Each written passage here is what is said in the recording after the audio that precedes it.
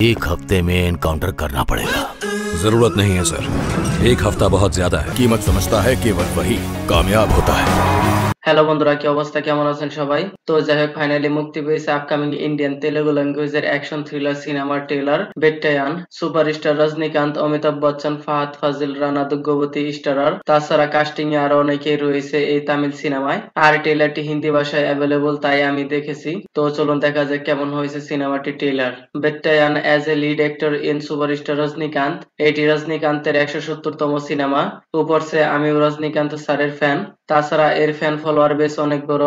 এই cinema trailer দেখে এর স্টোরি আন্দাজা লাগাইয়া যায়। জানি না, এই সিনেমার স্টোরি দেখেছি শুনেছি মনে হচ্ছে। এর আগে আপনারা আরো অনেক মুভি দেখেছেন যেখানে একদিকে পুলিশ ফোর্স সিস্টেম আর অপরদিকে ল অর্ডার তোয়াক্কা না করে সরকারের উচ্চ পদে বসে নানা ধরনের ক্রাইম করছে।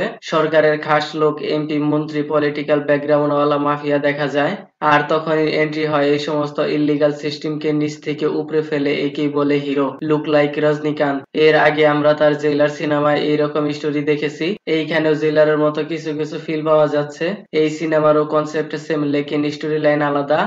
আর বহুদিন পর অমিতাভ বচ্চন আর রজনীকান্ত স্টারার একসাথে আমনে সামনে দেখা যাবে। সিনেমা ট্রেলার দেখে স্টোরি রিভিল করা সম্ভব নয়। ট্রেলারের শুরুতে লাড়কি ও কি শোষণের কথা বলা হয়েছে। ইটস মিন এইখানে মেয়েদের রেপ করে হয়তো ব্রুটাল মার্ডার করা হয়। আর এই সমস্ত কর্মকাণ্ডের মূল হোতা কোন পাওয়ারফুল পলিটিক্যাল ব্যাকগ্রাউন্ড বা আমির ঘরের ছেলে হবে। তার সাথে বড় বড় ড্রাগস মাফিয়ার গ্যাংও দেখা যাবে। তাদের কারণে চারদিকে ক্রাইম বেড়ে যাবে। তাদেরকে রোধ করতে ইনকাউন্টার করা হবে। এইখানে কাকে ইনকাউন্টার করা হবে তা ট্রেইলারে রিভিল করা হয়নি, যা আপনাদের জন্য সিনেমায় সাসপেন্স রয়েছে। কিভাবে পুলিশ 7 দিনের কাজ 3 দিনে করবে তাই দেখতে পাবেন। সুপারস্টার রজনীকান্তের স্টাইলিং, লুকিং, পার্সোনালিটি একদমই আলাদা লেভেলের। এইখানে আপনি দমদার অ্যাকশন দেখতে পাবেন অনিরুদ্ধ ব্যাকগ্রাউন্ড মিউজিকের সাথে। যেভাবে এর ফাইটিং সিকোয়েন্স প্রেজেন্টেশন করেছে, নাইস কোরিওগ্রাফি, লেকিন এই ব্লাস্ট সিন আনরিয়েলিস্টিক মনে হচ্ছে। ব্লাস্ট সিনে ফায়ার হোনা চাইয়ে থা। তাছাড়া বাকি সবকিছু ঠিকঠাকই আছে। আই হোপ এই সিনেমাটি জেলারের মতো ধামাকা হয়ে যায়, বাস প্রেজেন্টেশন এক্সিলেন্ট হয়ে যায়, আর যদি স্টোরি ইউনিক হয়ে যায় তব আসলি মজা আ যায়গা।